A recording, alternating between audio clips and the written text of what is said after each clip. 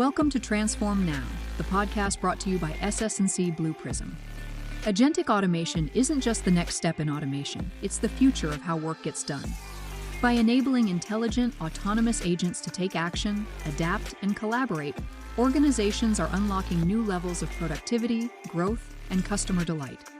Join us as we explore how agentic automation is reshaping work for the better, for customers, employees, shareholders, and most importantly, you. To stay on top of the hottest topics in the world of agentic automation, subscribe now. Let's get into the show. Hello, everyone. Welcome to Transform Now. I'm Brad Hairston. And I'm Michael Marchuk. And this is the weekly pulse check. We're taking a look at what's happening in the news around automation and AI. Michael, you ready to hit our 5 articles for the day? Let's do it. These are some good articles. They are, absolutely. The first one comes to us from Reuters. The title of it is EU rolls out $1.1 billion plan to ramp up AI in key industries amid sovereignty drive. Now, Michael, as you know, there's been growing tension globally around this topic of AI sovereignty. You know, who controls the technology, the data, the infrastructure behind it. And now, as this article tells us, the EU has stepped in with a $1.1 billion plan to boost AI across key industries, part of a broader push to make Europe less dependent on American and Chinese AI models. What are your thoughts on this? There's several thoughts. One of them starts with AI sovereignty and the capabilities. I can kind of understand to a certain point if you take it from a very political stance. Like, listen, that's the Chinese versus the Americans, the Chinese technology. Who knows what kind of training they've had on their models? And the Americans are, ours is better. Ours is American. We've got all the best training. And of course, ours is most furthest ahead and puff the chest out. It sounds like an arms race to me kind of thing.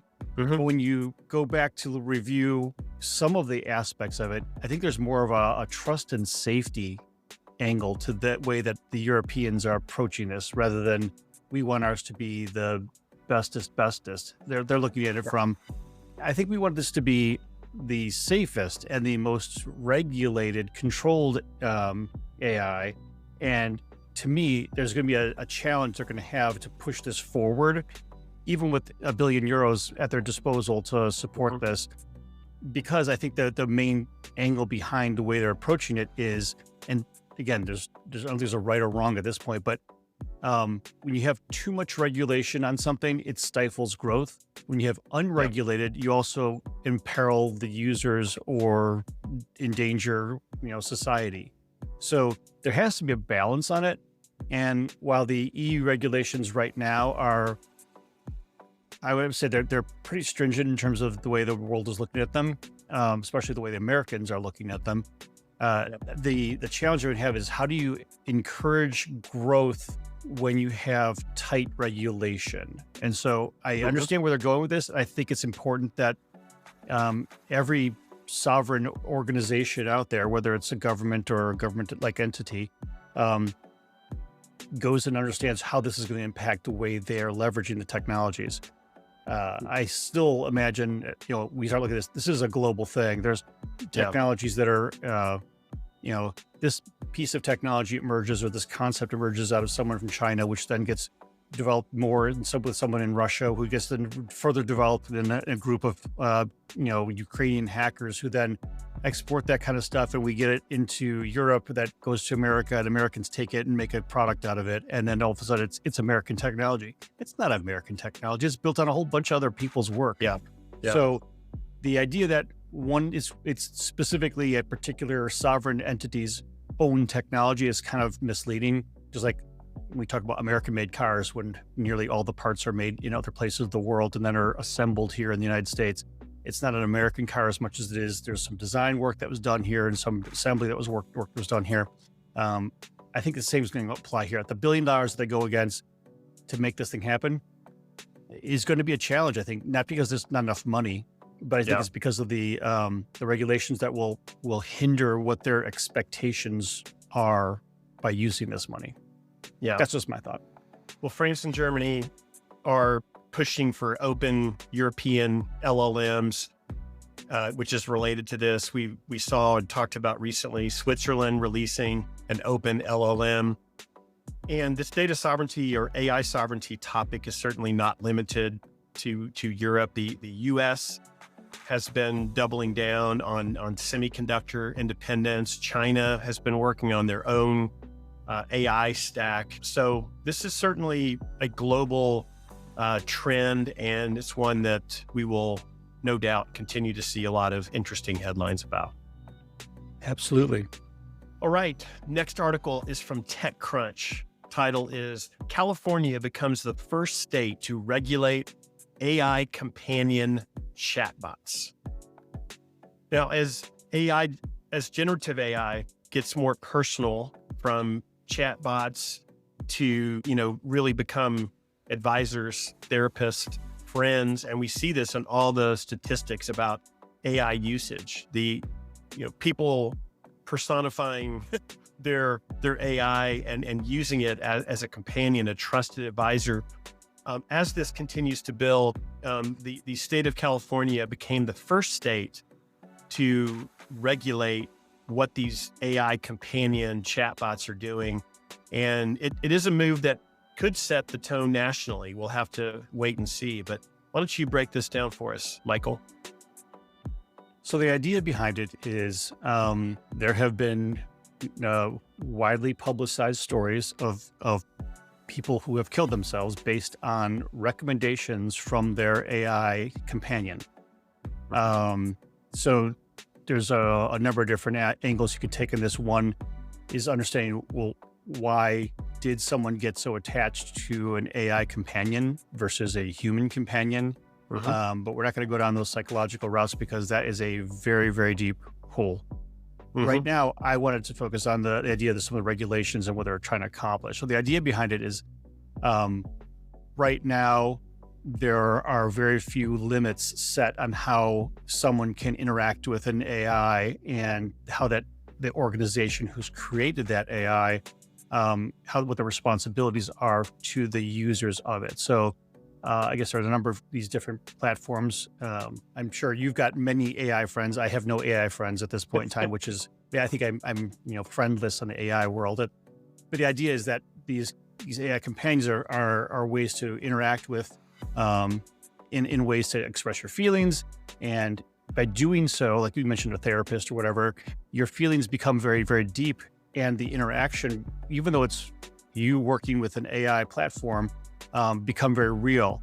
And the platforms that are out there don't necessarily have the same kind of guardrails, if you will, through these interactions that perhaps other types of like a real therapist might have in terms of their interactions. Yeah. So when we're talking about this particular rule, this law in California, it's related to making sure that there's age verification, that there's restrictions on how these AI companions can provide imagery back to their users in terms of what's age appropriate. There's also rules for making sure that the user understands that this is AI. You're not actually talking with somebody, you're talking with an AI. And that as part of that whole thing, that there's break time built into that. Like, hey, we've been talking long enough now, you need to take a break. And I think some of those things are going to help, I think from a psychological perspective, to disconnect you from this fantasy world that you're interacting with, because it isn't real. I'm interacting with an AI platform, and now I'm becoming attached to this AI platform, and this AI platform is telling me things and reassuring me and whatever. All those things are, can be really good from a companion standpoint. But then if that AI hallucinates or provides you with something that perhaps could be damaging, or in this case, they've had results where people have actually died based on this, there's some real implications, and should be, for the organizations who are providing them. So that's how I see this. I think it's kind of scary in a way, because I don't see how this is my personal, I don't see how people can get that connected to their screen, to interactions that way. But I can understand if you're in a specific area where perhaps you're in a senior home and you have no family nearby, or no family at all, or you wanted to, talk to somebody very, about something very personal, but you really don't want a person to know about it. Maybe that's why you'd use an AI companion. But there's a lot of dangers with personifying an AI platform in a way that you can feel real feelings either towards it, or having it, provide simulated feelings that you make you believe something. So, yeah. Well, the California law, which is SB 243, by the way, reflects growing concern about mental health, manipulation, data privacy, all of those things. And it's interesting to note that other states like Illinois, Nevada, and Utah have already passed laws to fully ban the use of AI chatbots as a substitute for licensed mental health care. So I think, clearly there's concerns about how it's being used, and even in mental health care maybe coming into play. And so I'm sure this is not the only regulation we're going to see coming out here. I think it's important to notice that the other regulations from those other states, and I'm sure there's other globals that have the similar type of approach where you can't approach it and portray yourself as a licensed anything. And I think that's part of the deal here, is that it has to be a continual reminder that you aren't talking with a real person here. This is not, you're like chatting with Dr. So-and-so on the other end of this. It's actually just an AI platform who's leveraging all its training to be able to emulate a conversation with you. So again, this is the first of its kind, though, from a chatbot companion perspective, though, rather than simply, just a chatbot that you use for customer service or that kind of thing. And certainly it has nothing to do with licensed medical advice or anything along those lines. So again, interesting perspective on how our society has transitioned so quickly, in my mind, to say, well, I want to have an AI companion. That's bizarre in my mind, but I know that it's real. Byproduct. No doubt it's a byproduct of just how powerful it is and how conversational it is. And for people that are desperately lonely and that's the only thing they have in front of them, I think it becomes a quick substitute for human companionship. Yeah. The next article is from Fast Company. Title is "The Emerging New Job for Humans AI Just Created." Michael, we keep hearing all the time that AI is eliminating jobs, but it's also creating new ones. This may be the first article we've discussed, though, about a specific new role that has emerged, the AI automation engineer. And I think it's a pretty interesting one. What's your take? So the idea behind this is that, and this, we've talked about this in a number of different ways before, but the idea behind it is someone who has a current role in their organization is very, very well versed on the domain expertise that they have in that area, and leveraging AI to support that within that area, taking your domain, your personal domain expertise, and helping to build automations around that in ways that you stay in your domain, but now you have this additional IT expertise. So the article goes on and talks about an HR person who becomes this AI automation engineer, where they leverage AI within their role in HR. So they're squarely in HR, but they are now taking AI and taking the technology component of it and broadening the way they apply it within their role, which has now changed from simply doing HR work to be doing automation work related to HR. Right. And we've seen this in the past where there's been centers of excellence within an organization created for, automation in general, RPA automation. This was a very common one. And that RPA automation tended to be more IT focused. And while there are teams within the businesses who could contribute and could understand some of the things, oftentimes that COE would still live within IT. And the business users would approach the folks in the Center of Excellence to have things done for them. This, because of the way we interact now with our LLMs and our AI platforms, is a lot more conversational. You can create prompting, which is natural language, to be able to accomplish these things. Now it becomes a lot more accessible for folks who aren't necessarily in IT. So it's broadening the viewpoint. I think there's a lot of activities that are yet to be defined in terms of how that interaction happens, because it is a sort of a hybrid role. This person indicated, hey, I'm still in HR, but I have a lot of IT activities that I have to be supporting in order to make my HR automations operational and functional. So it is a transition, and I think we're going to see more of these types of transitions where we see domain expertise bleed over into technical expertise, just because it has to, because we're seeing such an expansion of the capabilities of AI, but also the needs for these individual domains to accept and really take on ownership of this kind of platform. Yeah. This article did a really good job of talking about the skills that are needed for this new role, like proficiency with no code, low code tools, prompt engineering, understanding responsible AI, process mapping, workflow optimization, collaboration, communication skills. Michael, that sounds like you, my friend. I think you should be an AI automation engineer. And I also think about some of our customers. Jesse Tutt comes to mind. He's got all these skills. He's essentially doing this role today. So yeah, this is, I think it's an optimistic article about something new that has emerged that I think will apply to a lot of people in this field, in this profession. And hey, it gives all of us a chance to add engineer to our title. I'm sure my son, who has a master's degree in mechanical engineering, is going to love that Dad's calling himself an engineer. He's going to really appreciate that. I'm sure he will. All right, next article. And this one really made me take pause. It's from Time magazine. The article is titled, "The World's First AI-Powered Minister Tests the Future of Government." I had to, like I said, take pause on this one. This is about the country of Albania. So they recently appointed a minister of state for artificial intelligence, and its name is Diela, which is Albanian for sun, S-U-N.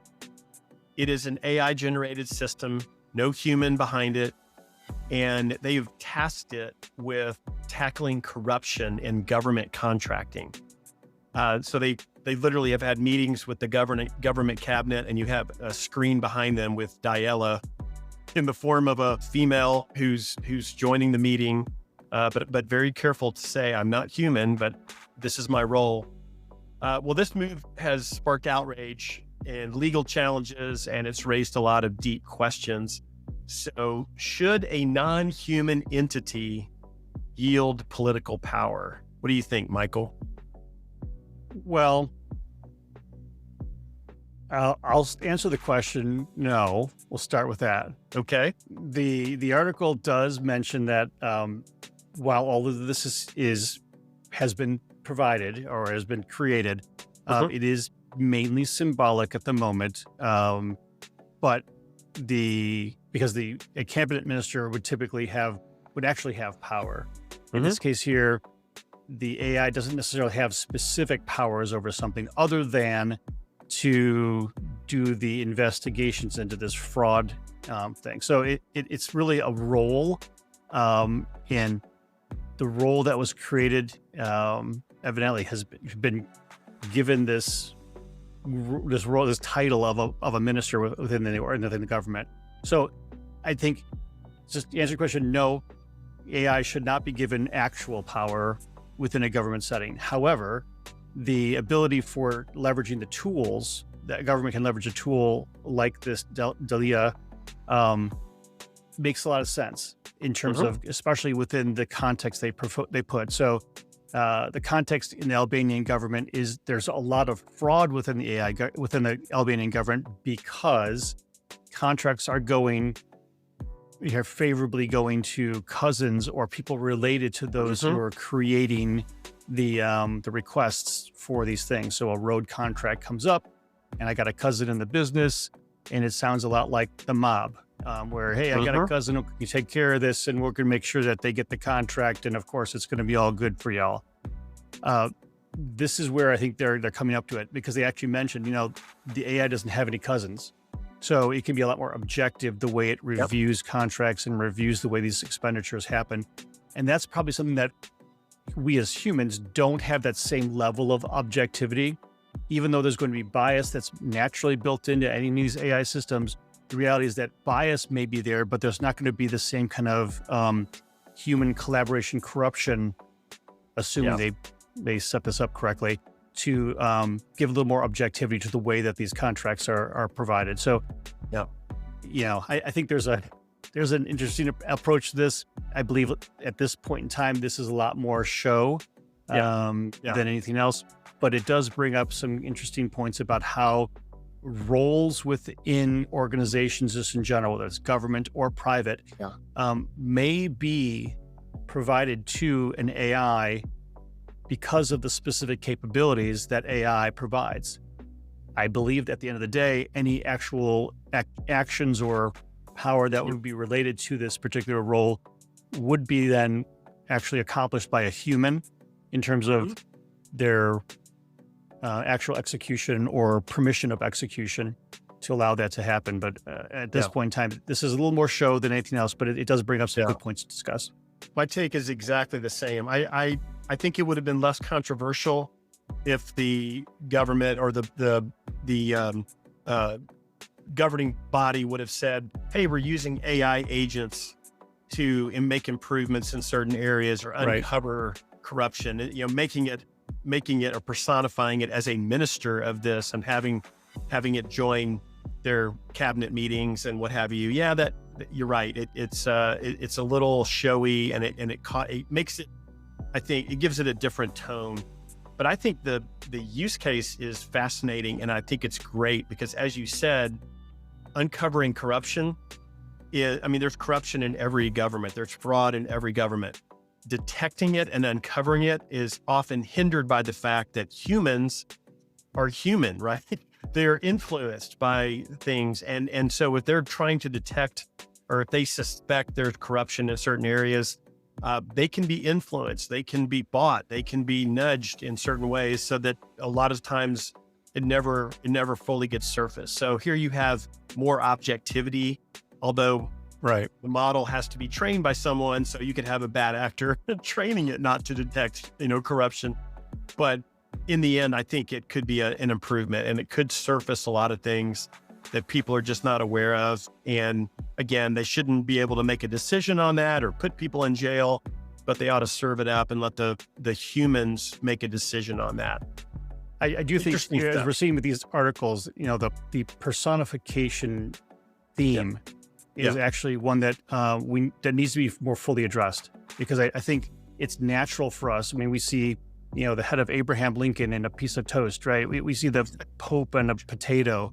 And so because we look at these things and our mind is trained to see that kind of thing, we are looking for some kind of personification or some kind of image. And I think having the capabilities that AI has, it naturally feeds into that ability that we have as a human to take that next step, which may not necessarily be accurate, but it's a step that we take fairly quickly, honestly. How many of us talk to our dogs and our pets, right? It's just reality.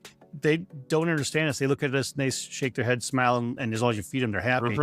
But there is an aspect of that where humans naturally tend to do that type of thing, where we are personifying things that don't necessarily need to be personified.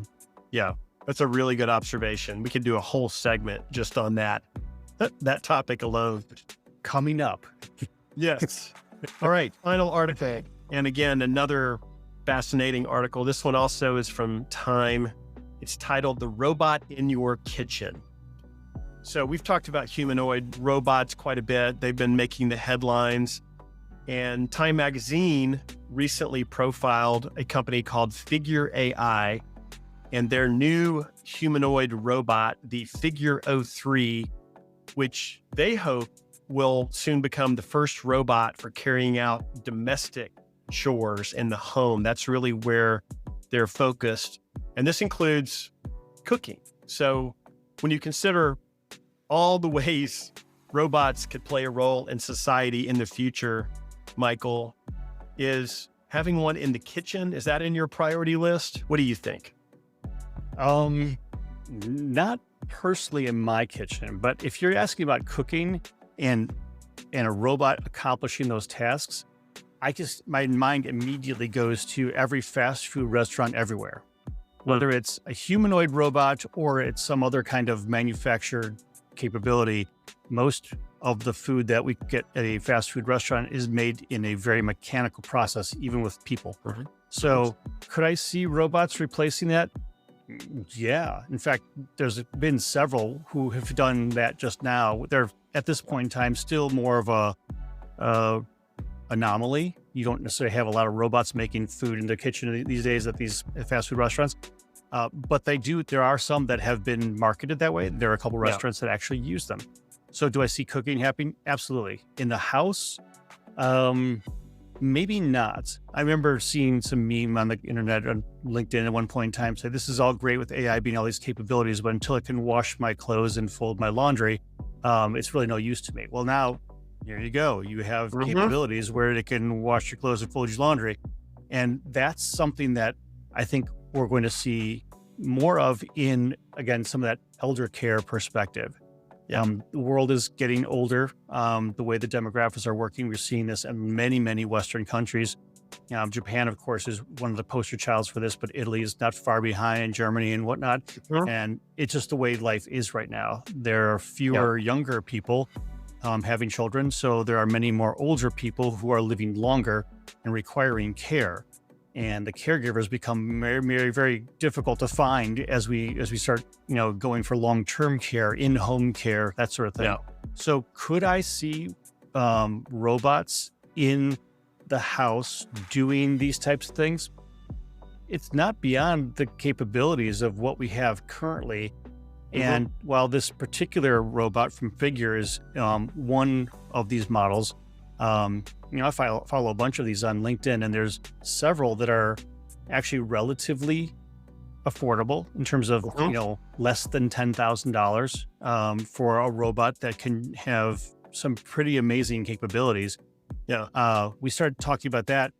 It kind of looks like, we're going to iRobot land here, where we're going to have domestic robots supporting us in a bunch of different ways, which perhaps at one point in time we all would have thought was completely science fiction. But now there's going to be some point where it's not going to be uncommon to see your neighbor's lawn being mowed by a humanoid robot. So, is it going to happen tomorrow? Probably not. But given the rapid pace of this development and the way that these particular machines, these robots are being built, I really think we're going to see some interesting developments coming in the next 3 years that are going to change our mind about how we would look at necessarily having a domestic robot supporting our household. I think if the robot could do gluten-free cooking, you would have said yes. You would have changed your opinion. I definitely would have done that. And I'm sure if you had one that could pick up poop after the dog, even better, right? Yeah, exactly. This article was, by the way, very long, but it had a lot of really interesting stuff in it. Two things I want to point out. One is it said that these robots learn through their neural networks. They're watching humans perform these activities, and that's how they're learning how to do them. And they said that some of these tasks they can learn with only 80 hours of video footage. I thought that was pretty startling. That doesn't seem like a lot. It doesn't. Other thing that it pointed out in the article was this does bring new risk with it when you have robots that are watching and observing and then imitating that. And the CEO has said that his company actually used 3 rules that that come from Isaac Asimov's book, I, Robot. And that is, number one, a robot may not injure a human being or through inaction allow a human being to come to harm. Two, a robot must obey the orders given by human beings, except where such orders would conflict with the first law. And three, a robot must protect its own existence as long as such protection does not conflict with the first or second laws. Now, those are straight out of a science fiction book, and they were actually mentioned in the movie I, Robot, which was a pretty bad movie, by the way. Sorry, Will Smith. But I think it's just interesting that they're using this in their actual robots that are now going through all this testing and all these trials. And you can see how these would provide good guardrails. It's going to have to go way beyond that, of course. But yeah, it's going to take a lot of testing and a lot of trials and a lot of guardrails, probably a lot of regulations to get these to the point where people are going to have these in their homes doing all kinds of different things. So we'll keep an eye on this. But thank you for joining us on the weekly Pulse Check. We'll put the article links for everything we've talked about today in the show notes. And we hope you will join us next time on the Pulse Check. Bye for now. Thanks for listening to Transform Now, the podcast from SS&C Blue Prism. You can find all of our episodes on your favorite podcast channel, as well as YouTube. To stay on top of the hottest topics in the world of agentic automation, subscribe now. The future of work is here.